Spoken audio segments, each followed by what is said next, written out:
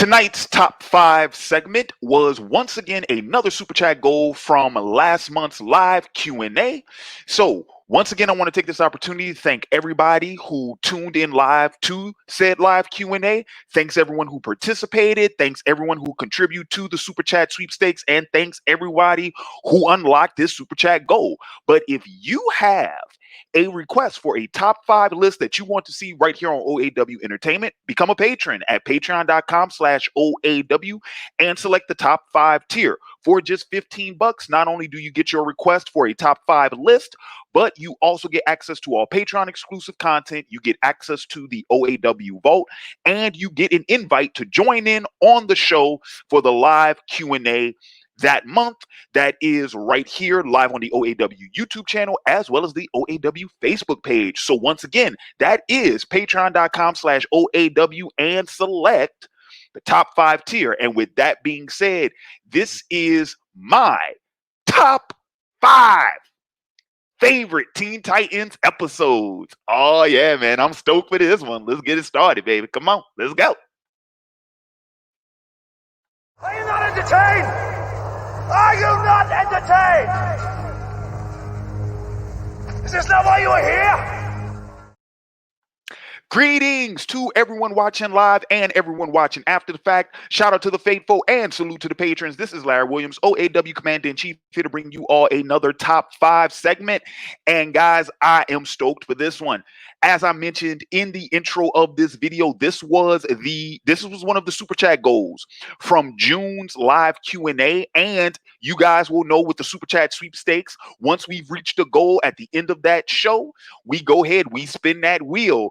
Man, the top five wheels started filling up, man, and there's some really good choices on that wheel. But dude, I had my fingers crossed for Teen Titans. I really did. I had my fingers crossed for this one. So I'm totally stoked to give you all my top five favorite Teen Titans episodes. Just so you guys know, if time permits, I will go ahead and hit up some of you guys' questions and comments at the end of tonight's stream. But if you want to make sure that your question or comment gets read before the end of tonight's broadcast, you can always drop a super chat, and I will drop everything, make sure to get to it. Also, if you guys want to support the channel, you can also do so via Cash App and PayPal.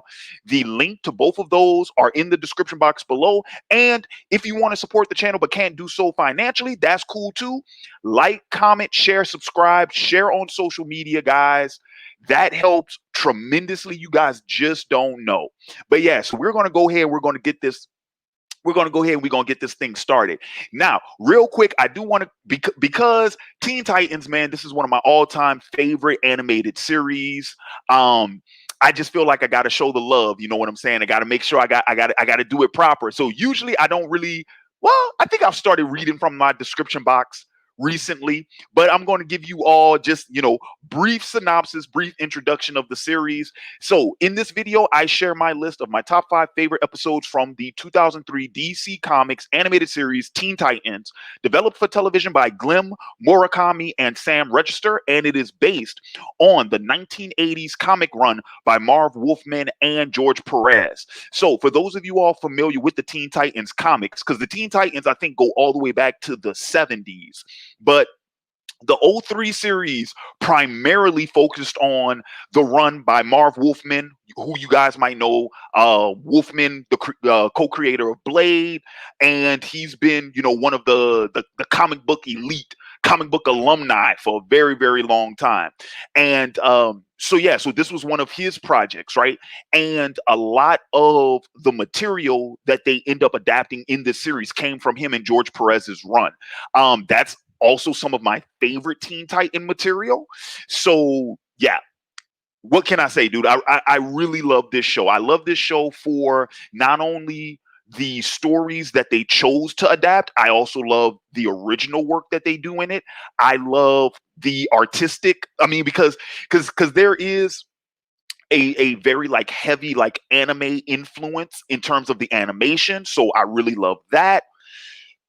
So many things about this series work on so many levels for me. Dude, yeah, I love this series from the pilot, from the night it premiered, and loved it. Well, Season 5 is a little for me. Just because you can kind of feel the finality of it, because season 5 is the final season and it felt like the final season. So yeah, season 5 is a little bittersweet because you know it's ending. But all in all, like I said, it's a great show. So yeah, I'm gonna give you guys top 5 favorite episodes, and we are going to kick things off first with my number 5. So let me click over to my graphic.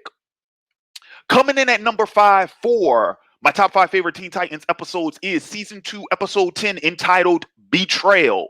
This is the episode that sets up for Aftershock, which is it's essentially the season 2 finale, but the way Teen Titans did with their syndication, they did that sort of thing. You might have seen this in some other shows where it's like the climax, and like the yeah, let's put it like that, the climax is not necessarily the last episode of the season, right? So they'll have like a one-off episode as the official finale.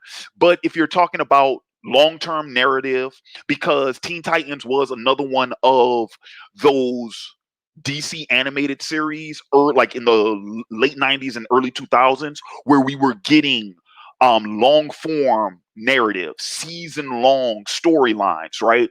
And so, yeah, and Teen Titans is pretty much that from season 1, because even season 1 has a season long storyline. Anywho, but Betrayal is that episode that sets us up for what will be the finale. And this is also the episode that sets up, like I said, that finale is a loose adaptation on the Judas Project. I'm sorry, the Judas Contract, which is the probably Judas Contract might actually be the most popular Teen Titans story from the comics. It might be the most popular because usually anyone, people who are fans of the Teen Titans comics will almost always bring that up at some point in time in the conversation, right? So it might be the most popular. It's certainly probably the most well known.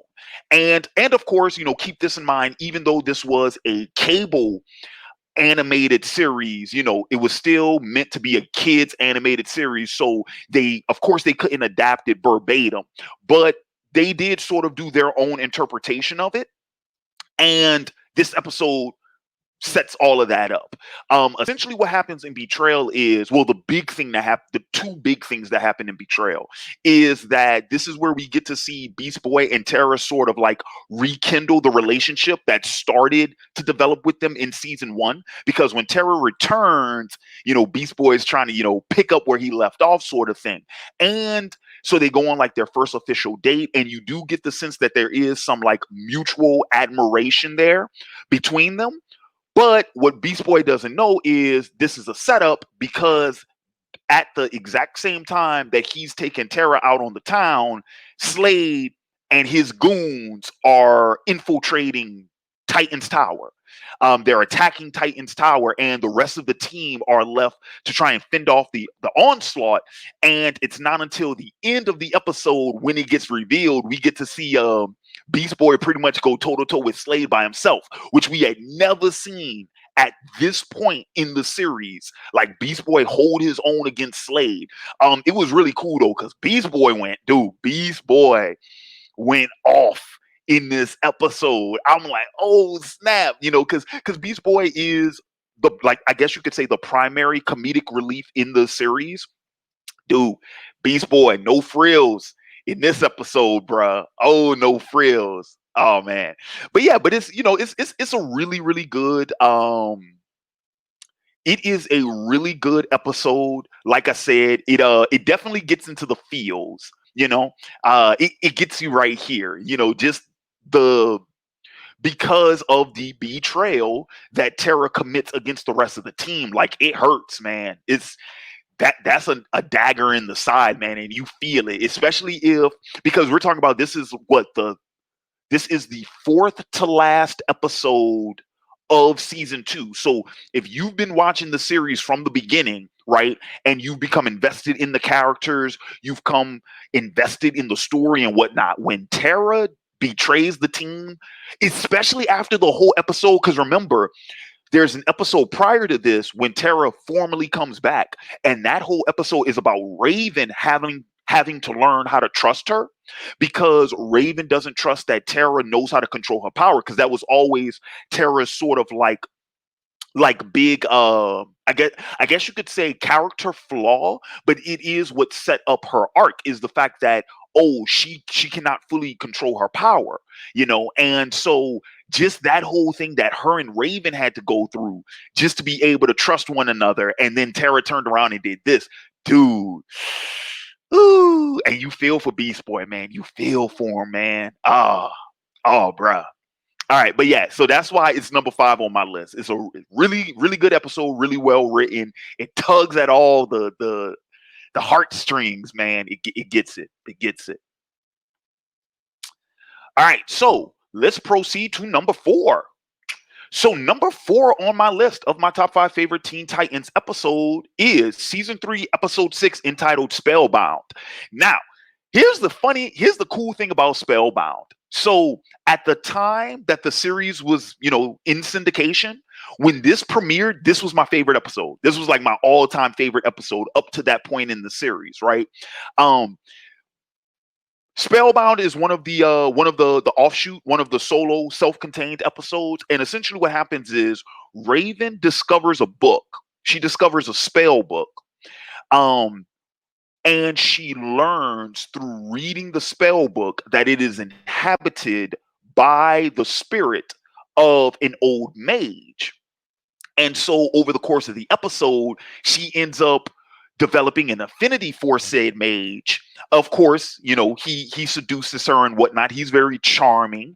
And according to his story, he is this heroic, sort of medieval figure, hell, he even is named after one of the freaking three wise men, Melchior, right?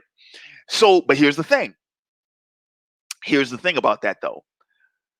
Of course, the big twist of the episode, the twist in the episode, Melchior pretty much teaches Raven the magic required to free him from the spell book, only to find out that he is the very villain that he was warning Raven about the entire time. Because Melchior's whole thing was that he was in this epic battle, with this dragon, this demonic figure, and da da da da da.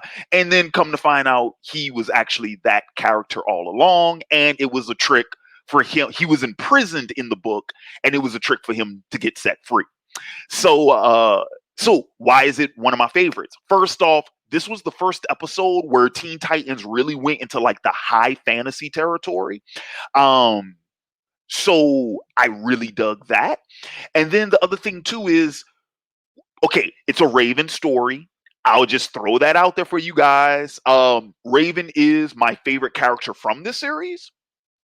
And unlike some of her previous episodes, right, that focused on her, like this was sort of all her, right? So it was, because she's the one that discovered the book, she's the one that fell for Melchior, and she is the one that freed him, but she is also the one that takes responsibility for imprisoning him again. So I sort of like it is very much sort of like a Spider-Man story, in the sense that it's like, oh, the actions you take have unforeseen consequences, but those do not alleviate you from the responsibility of making up for said, for your wrongdoing, and then of course it's thinking on it as an adult. I think that there is a very interesting allegory being told in this episode. I don't want to get too far off topic, guys, but when you really think about what occurs in the episode and how Raven's seduced, there's a really important lesson here. That's all I'm gonna say about that. Ladies, trust but verify, and consider the source. Always consider the source. And that's all I'm gonna say about that. That's my little sip of tea. That's all I'm gonna say about that. But anyway, but yeah, it's still a really cool episode, and the fight at the end is awesome. So that's why it is number 4 on my list. All right, let's move on. Number 3 on my list is probably not a surprise to anybody because this seems to pop up on everybody's favorite Teen Titans episode list. It's probably one of, if not the most, like, if not loved, it's certainly one of the most memorable episodes in the entire series, and that is season 3, episode 5, entitled "Haunted." Now, for my Teen Titans people out there, y'all know what Haunted was about, right? Pretty much what happens in Haunted, Robin is haunted by visions of Slade. And to the point where he starts to see, hear, and have full blown conversations with Slade where no one else does. When no one else does. And it escalates to the point where Robin actually even engages in conflict with Slade when that can't possibly be the case because Slade is dead by this point in time in the series. So how could Robin be fighting this battle with a phantom, right? Well, come to find out, it's not supernatural. It's actually scientific related. But I'm going to tell you what, I'm actually not going to spoil the end of this episode for you guys. Because in the event that I have anyone watching this video who has not seen either the series or this episode, the twist in this one is so sadistic and it is so twisted and it's awesome. You guys really need to check this out for yourselves. But I'm going to tell you this. I'll throw this little nugget out there. If you guys are fans of Fight Club, you'll love this fucking episode. You guys will eat it up. um, but yeah, but yeah, it's one of the most. It's this is one of the episodes I could make a really strong case. It's such like a psychological thriller. This entire episode is like a psychological thriller. And like I said, it's a really good mystery. It's a really good mystery. And the other thing I love about it too is the reveal. It's never revealed too early. They wait until the very last minute to actually reveal to you what's happening. And because it doesn't even happen until the climax, right? But yeah, it's a riveting episode. And and oh, and you know what's funny about this? Oddly enough, this episode has sort of become the inspiration for a lot of internet memes recently. Which I thought was very interesting. I'm like, dude, we talking about like what? Because this episode aired in 2004. So you talk about like 16 years later, like everyone's talking about this episode, and yeah, it's funny, but it's a really good episode, and it's one of those episodes because for those of you all unfamiliar with the series, right? So the primary antagonist in the series is Slade. Once again, Slade Wilson, aka Deathstroke. Because it's a children's animated series, they couldn't use the name Deathstroke, so they just used the name Slade, which still worked because um, it still works with his character. He's still menacing. He's still a formidable foe. All of that jazz. He's the primary antagonist for this series. They establish early in the series, as far back as season 1, that that Robin is pretty much like Slade's rival, right? Like Slade's the big bad for the Titans as a team, but Robin is the member of the team that has that adversarial relationship with Slade. And it's because of the events that take place in the first season. But this is one of those episodes that kind of like drives that rivalry. Like it really lets you know just how deep the bad blood in between the two of them goes. Really good. Really good. All right. I see more people popping in to the chat. Welcome, everybody. Welcome. All right. Let's proceed with number 2, shall we? Whoops. Number 2 on my list of my top 5 favorite Teen Titans episodes is season 4, episode 3, entitled Birthmark. So let's talk about season 4. As I mentioned earlier in this series, Raven is my favorite character from this series. And season 4 is my favorite season because season 4. So what's cool about this series, real quick, what's cool about this series is just about every member of the Titans has, like, they're sort of the focus for the overarching narrative of a season. So season 1 is very much Robin's season because the Apprentice storyline and all of that. Like, season 1 is very Robin heavy, and I would argue season 2 is Beast Boy heavy. I could be wrong on that because I'm trying to remember what all episodes occur in season 2. But I want to say I do believe the Doom Patrol is introduced in season 2, unless I'm conflicting that with a later season. But given what happens with, Aftershock, with Terra's return and all that jazz, I would make the argument season 2 is Beast Boy heavy, right? Season 3, that's Cyborg heavy because that's the whole story about Cyborg infiltrating the Hive and going up against Brother Blood and all that. Like, that's season 3.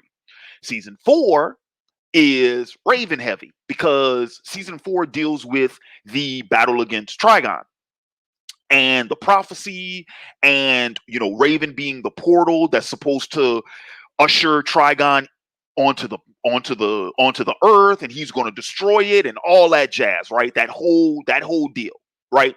And yeah, I love it.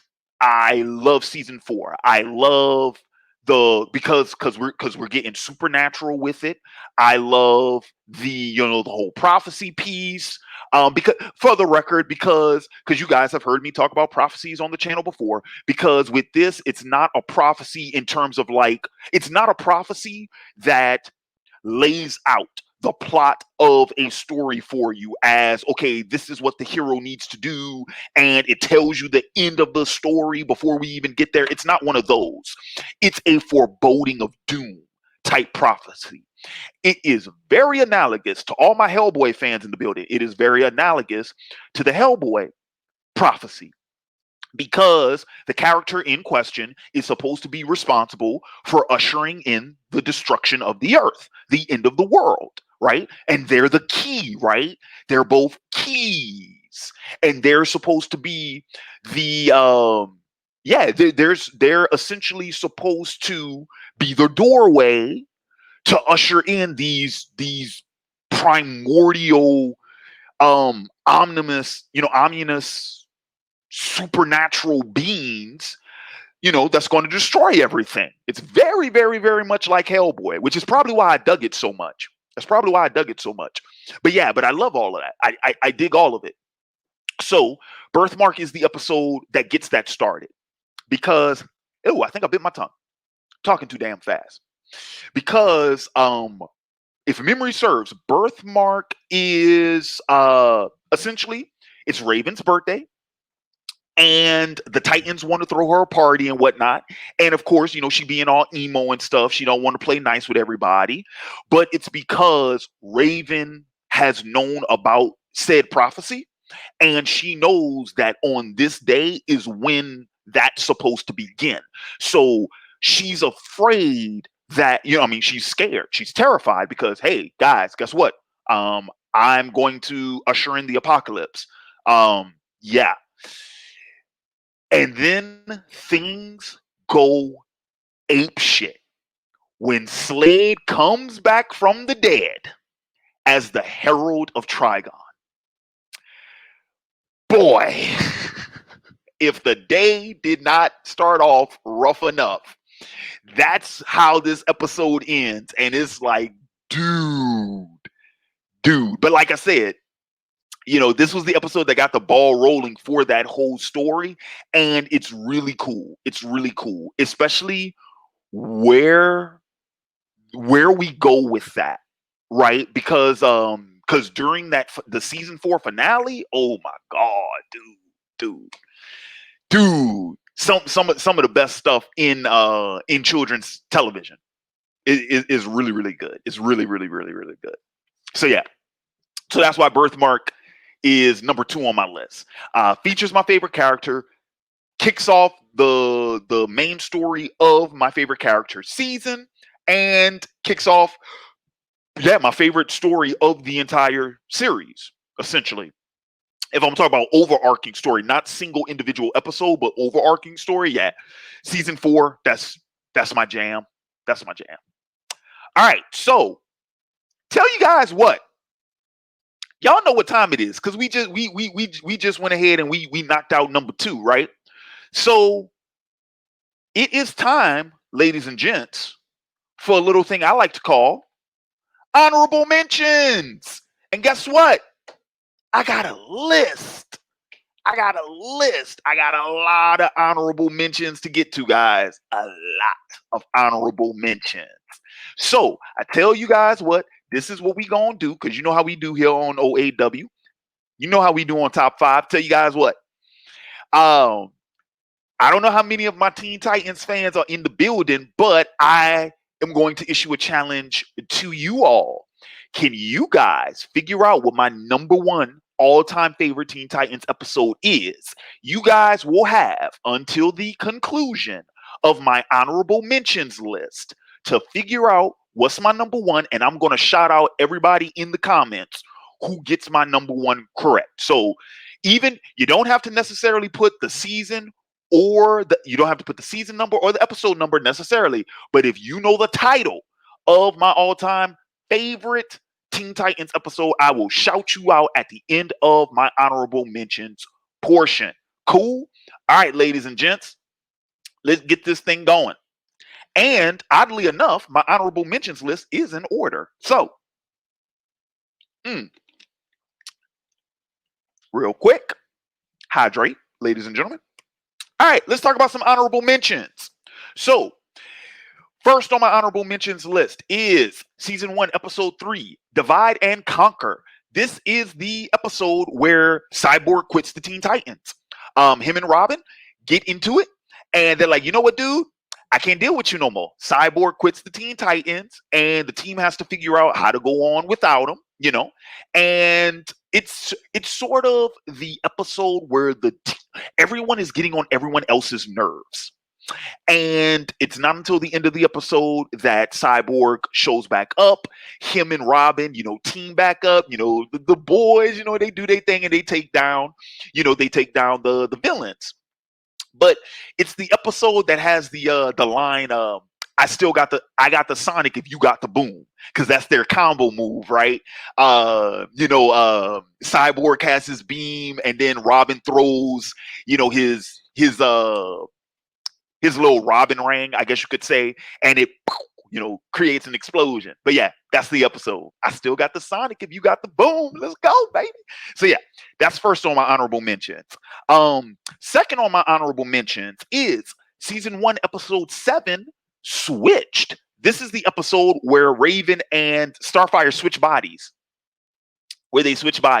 And they pretty much have to learn about each other in order to learn how the other's powers operate, so that they can pretty much save Robin, Cyborg, and Beast Boy, who have already been taken out of their bodies and placed within these marionette puppets.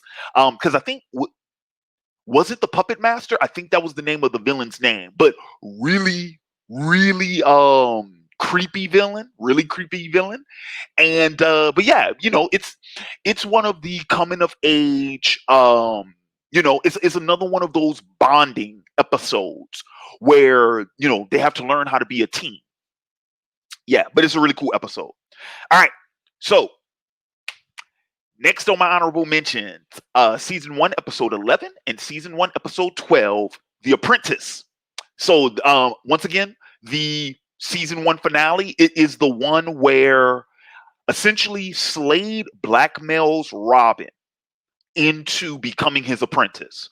And he essentially what Slade ends up doing with Tara at the end of season 2, he tries previously with Robin at the end of season 1, trying to turn Robin into a turncoat, trying to force him against his friends, that whole shebang. Really cool. Once again, it's the first two-parter of the series, and I remember watching it when it first aired. Dude, I was on the edge of my seat. It was really, really, really, really cool. Really, really cool. And it has a Batman reference in it for all the Batman fans in the building. So yeah, really, really good episode. All right. So I see a couple of guesses coming in.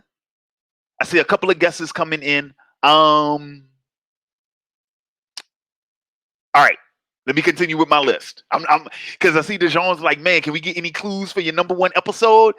I feel like if I gave you clues, you would. Okay.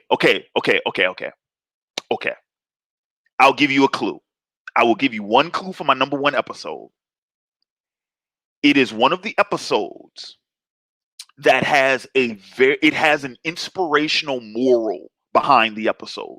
So Teen Titans is really cool too. Once again, it's really cool because, like I said, there are a lot of coming of age stories and a lot of moral lessons told, through the Titans, right?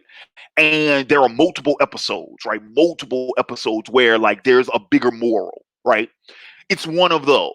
It's one of the moral episodes. That's all I'm gonna say. Oh snap! Random Black Gamer is in the building. Shout out, fam. How's it going? All right. So next on my honorable mentions list is season 2, episode 1, the season 2 premiere. How Long is Forever?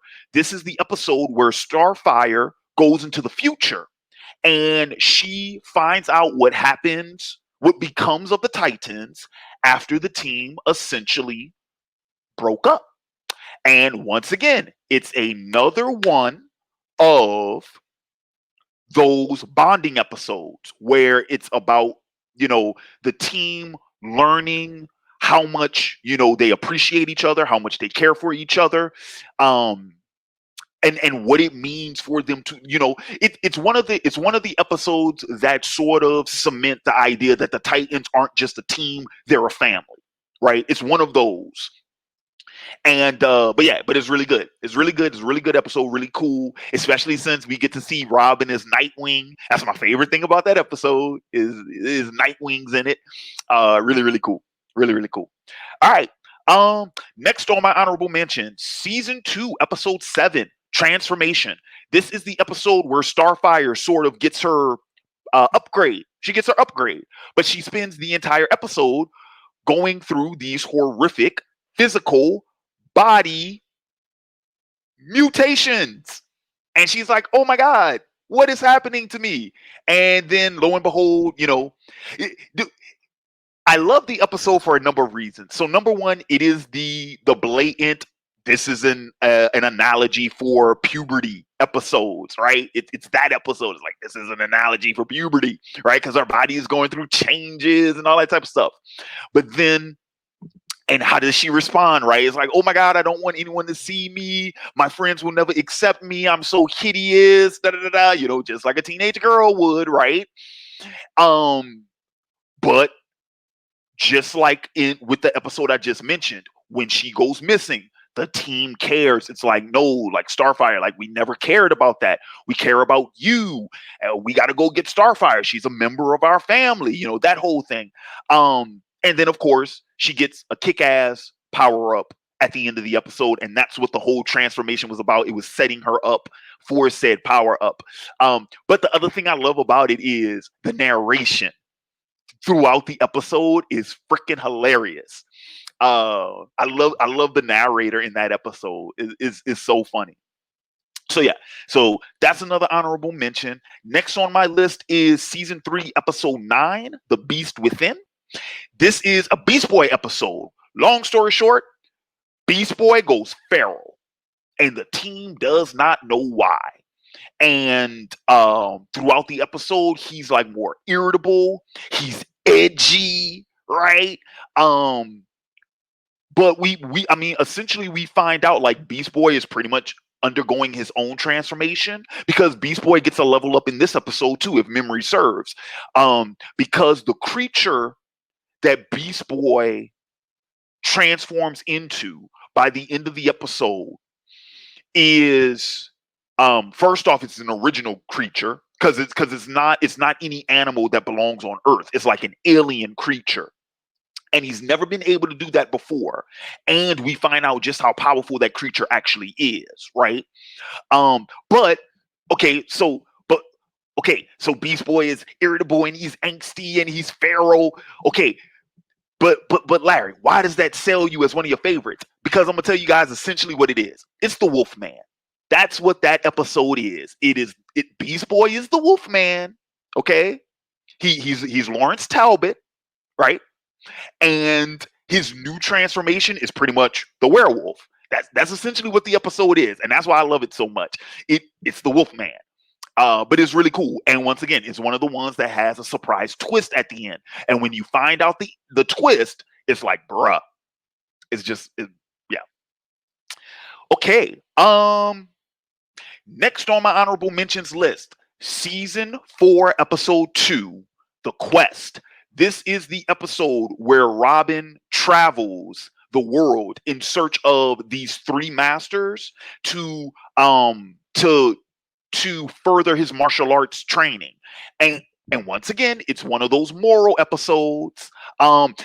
Essentially the moral of this episode, because we have Robin, we have a rival, and essentially what happens is Robin meets the stop me if you heard this one. Robin meets an unexpected mentor, right? A person we didn't expect to be a mentor. And then that mentor takes him on this quest to find these 3 masters. The masters aren't what we thought they would be. And each one has a trial for Robin to overcome. And in said trial, he learns something about himself and about the art and about what he's practicing, what he's studying. And then by the time he reaches the top of the mountain, his rival shows up having pretty much used Robin to get past every trial because Robin did all the hard work. Whereas the rival shows up and thinks that he's going to be the one to succeed the master because he was the first at the top of the mountain. And old girl's like, well, no, Robin's the one that actually put in the work and went through the trials. So the challenge, it's like, but hey, you're going to have to fight for that. And Robin's like, oh yeah, he gonna fight. He gonna earn this. It's essentially it is the tortoise and the hare. It's the tortoise and the hare. It's the grasshopper and the ant. It's that same old moral that you can't just eat. You can't just cheat your way to the top. Yeah, you can't. And yeah, it's a really good episode. And like I said, because I'm a martial arts fan and whatnot, it is definitely some martial arts candy for us fans. And it's one of the best Robin episodes in the series. So yeah. So I have some other ones on this list. I'm just going to end my honorable mentions with this last one. Season 5, episode 7, Hide and Seek. This is the episode where Raven has to protect these 3 children. Well, actually, I think it is 3 of them. It's 3 of them. These 3 orphans, she pretty much has to protect them from what is it? What is their name? Is it the Masters of Evil, I believe is their name. But the pretty much the villain conglomerate that all of the young heroes in season 5 are battling against. She has to protect them from them. They're a target. And but yeah, essentially it's Raven babysitting. It's Raven babysitting some little kids. And it's nice because Raven is totally out of her element. But she ends up, once again, taking a liking to the kids. They take a liking to her. And so like this sort of surrogate mother, or surrogate big sister, little sibling sort of relationship forms between these really young, because these kids are like one of them's a baby, another one's a toddler, and I think the other one is like 7, something like that. Really, really young kids. But it, it's a charming. It's one of those charming episodes, and it's really cool. I love it. I love the hide and seek. Oh, and once again, it has a really cool twist at the end where it's like, oh snap, yeah, yeah, really cool. All right, guys. So that wraps up my honorable mentions. I'm getting ready to unveil number one, but real quick, I am checking out the comments to see if anybody got my favorite one. My man, there's only there can be only one. Deuce 1042 got it. The Cyborg versus Atlas episode. Deuce, my man. My man. Give that man a round of applause. He got it. Yes. Yeah, he got it. Number one on my list, my number one all-time favorite Teen Titans episode is season 2, episode 4, entitled Only Human. What's funny about this episode, this wasn't not only was it not my favorite, it wasn't even one of my favorites. When this show was in syndication, when I was watching it in syndication, this was an episode that I fell in love with because of course, I had seen it, before. But this was an episode I fell in love with, like when I was in college, when I was older. I rewatched it and I love this episode. I love this episode. It's such an inspirational episode.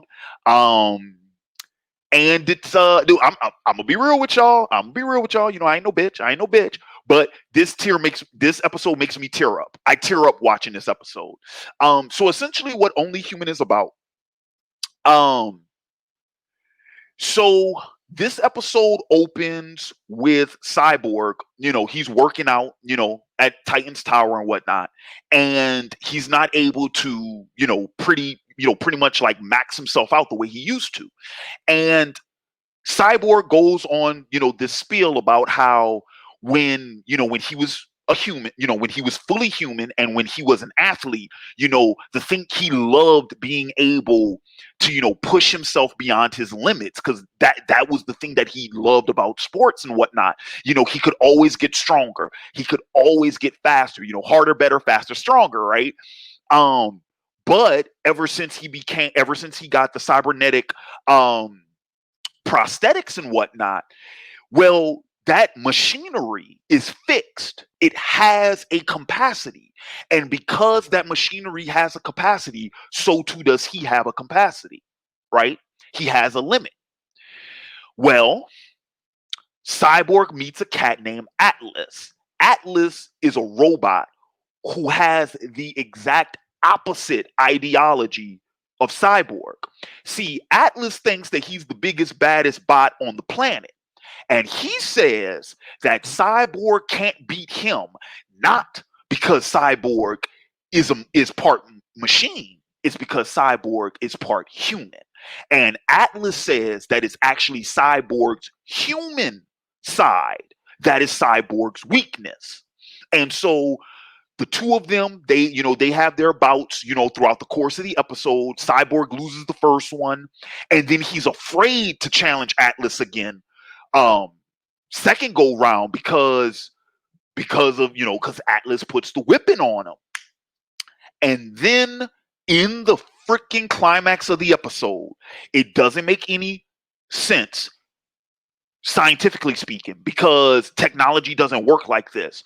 But Cyborg finds out that human side of him that is still very present and that's still real enables him to push his mechanical limits far beyond their capacity. He's able to do that.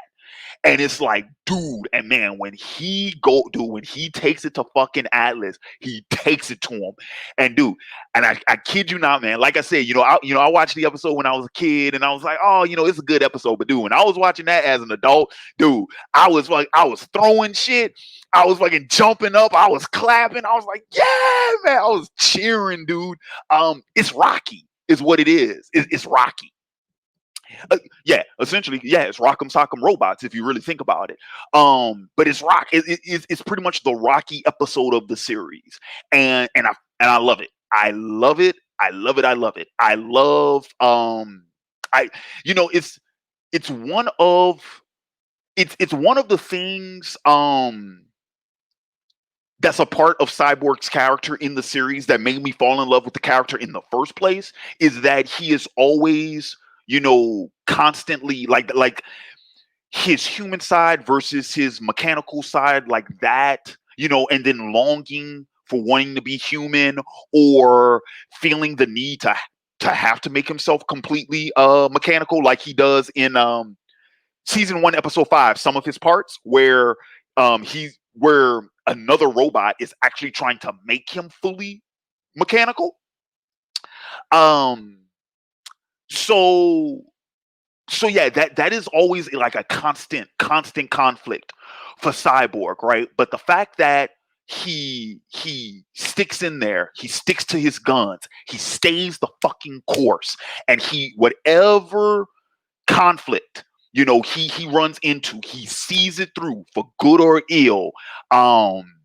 Dude, like Cyborg, dude, that ride or die motherfucker. Dude, I love fucking Cyborg. I love fucking Cyborg. Yeah, I love him. I love him. It's just, and like I said, granted, I'm not trying to knock anybody, but I just got to throw this out here. The brothers, yes, black superheroes. Let's do this. Yeah, man. So yeah, but yeah, that's the reason why Only Human is my favorite episode. It's the one episode, like I said, dude. It's the episode that really it's the episode that inspired me. You know what I'm saying? And it's the episode I always go back to. Whenever I'm telling anybody about Teen Titans, whenever I'm talking about the characters, this is one of the episodes I always bring up. I always bring up Only Human. I'm like, dude, you gotta watch that episode, because it's that good. It's that good. So yeah. So real quick, just a recap for everybody, because I see a couple of people have just joined the show. So just a recap: top 5 favorite Teen Titans episodes. Let's go ahead and let's take it from the top. Yep, there we go. Number 5 is season 2, episode 10, Betrayal. Number 4 is season 3, episode 6, Spellbound. Number 3 is season 3, episode 5, Haunted. Oh, wait. Yeah, 5, 4, 3. Okay, right. Make sure. Number 2 is season 4, episode 3, Birthmark. And then last, but certainly not least, number 1 is season 2, episode 4, Only Human. And that, ladies and gents, is my top 5 favorite Teen Titans episodes. Yeah, that's it. Good stuff. All right, shout out to everybody in the chat. Let's see. Okay, guys, I actually do have a few minutes. I got a few minutes for some questions, some comments. Like I say, if you want to make sure I get to yours before the end of tonight's show, you can always drop a super chat. I got a few minutes. I'm gonna try to see if I can knock out some of the ones that I see in here. Oh, okay, this is a good one. Obey Anime says, is this version of Robin in Teen Titans Tim Drake or Dick Grayson? I know Red X was supposedly Jason Todd. This is Dick Grayson. Because he becomes Nightwing in the future, and he is also referenced because this series was sort of considered part of the Timverse, the DC animated series universe by Bruce Timm. This was considered part of the Timmverse retroactively. So after its syndication was when they said like, yeah, it's part of the Timmverse. But the thing about Teen Titans is that it's been referenced in other Timmverse series. Like it's referenced in Static Shock. It's referenced in, I believe, Justice League. Those are the two shows. Actually, yeah, it is Justice League because Justice League ran at the same time as Teen Titans. So yeah, it's referenced in both of those series, and it's Dick Grayson. It's Dick Grayson. Ooh, excuse me.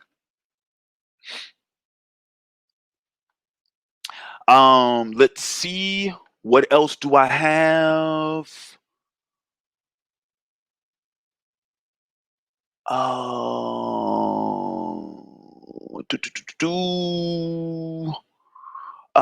Let's see. Any other questions?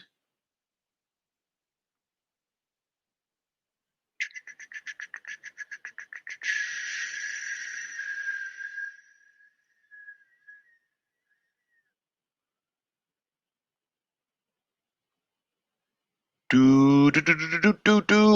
All right. Wow. Not a lot of questions. DeJean has this one. He says that Dick Grayson and Deathstroke relationship in the comics in other media.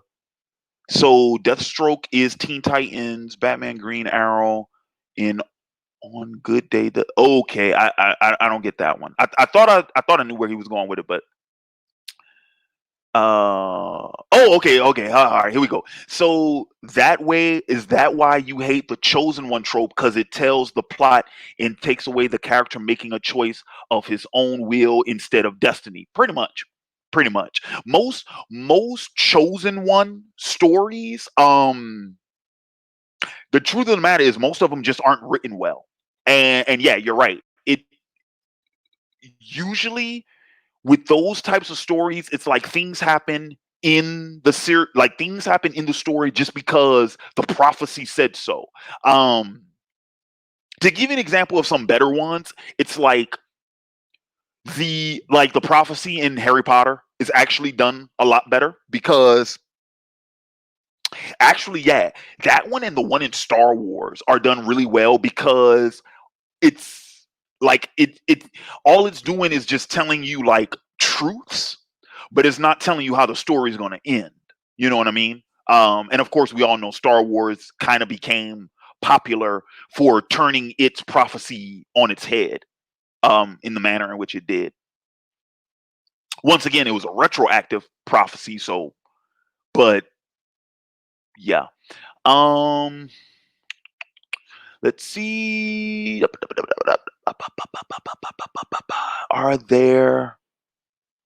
Okay, I see some guesses. All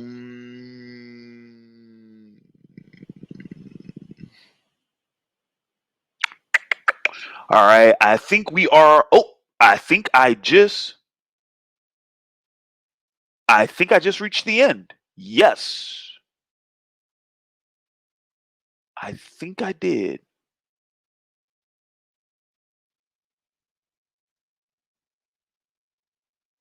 Almost. Oh, real quick.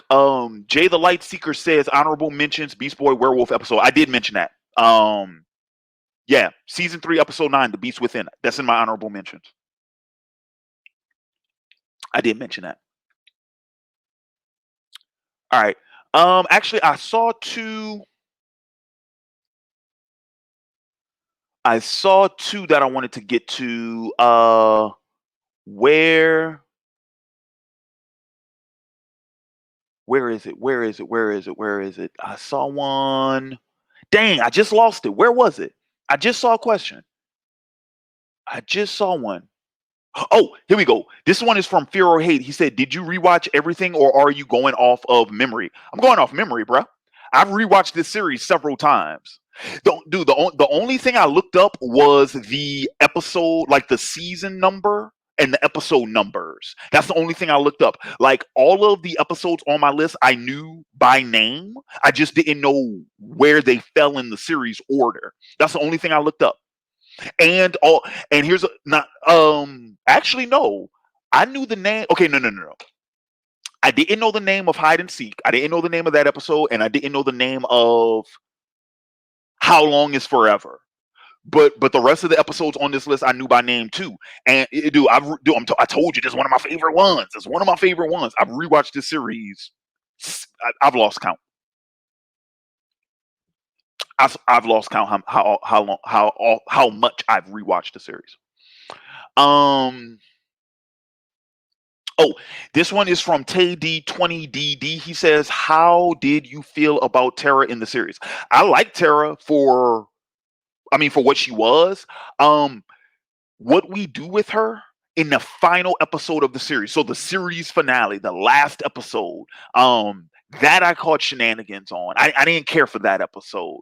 But what's done with her prior, I thought was fine.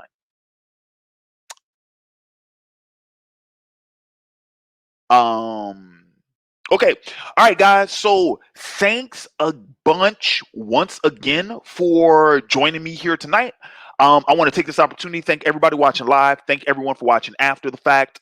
Once again, as always, like, comment, share, and subscribe. Share on social media. Share with friends, people you think would get a kick out of this. Follow me on social media, facebook.com/OAW Entertainment, twitter.com/OAWENTMT, twitch.tv/OAW_entertainment. Of course, right here, youtube.com/OAW Entertainment. And last, but certainly not least, throwing this one out there, if you guys have a list, if you guys have an idea for a top 5 list you would like to see me tackle right here on OAW Entertainment, become a patron at patreon.com/OAW and select the top 5 tier. Once again, for just $15, not only do you get your request for a list, but you also get access to all Patreon exclusive content. You get access to the OAW Vault, and you get an invite to join in on the live Q&A that's hosted right here on the OAW YouTube channel and the OAW Facebook page. And and for the record, I probably shouldn't say this because I feel like I'm gonna open up a can of worms when I do. So for the most part, recently I've just been doing top 5 favorites. You guys can request top 5 best. If y'all want to see the commander-in-chief kind of break sweats and lose sleep and miss meals trying to construpulate and figure out, like, how do I objectively rank these as the top 5 best, I will do it if you request it. So yeah, it could be a top 5 favorite, it could be a top 5 best, it could be a top 5 worst, it could be a top 5 least favorite. I actually have not done a least favorite or a worst list at all. Never done one of those. All the ones I've done, most of my top 5s have been favorites, but I have yet to do a worst or a least favorite. That's available too. You guys can do, y'all can request that. Any idea you have for a list that you want to see requested, once again, patreon.com/OAW, select that top 5 tier. All right, guys. So it's Friday night. That's going to do it for me for this week. I want to thank everybody everyone who watched this week's vids, everyone who participated, everyone who commented, shared, all that jazz. Thanks, guys, so much for tuning into that first impressions for Fate Zero. I got a lot of good feedback from that. A lot of you guys was taking me to school about some of my mythology. I'm like, oh snap, I gotta brush up on some things. I'm like, hold on, let me get my pencil. Hold up, what my man said? So that's really cool. I really appreciate that. I love the conversations. I love the feedback, the back and forth. Thank you guys so much. I really do appreciate it. All right, so until then, what's next down the pipe? I got another movie review for you guys, hot off the presses. That's going to be live this upcoming Monday night, probably 8 o'clock Central Standard Time. So keep an eye out for that.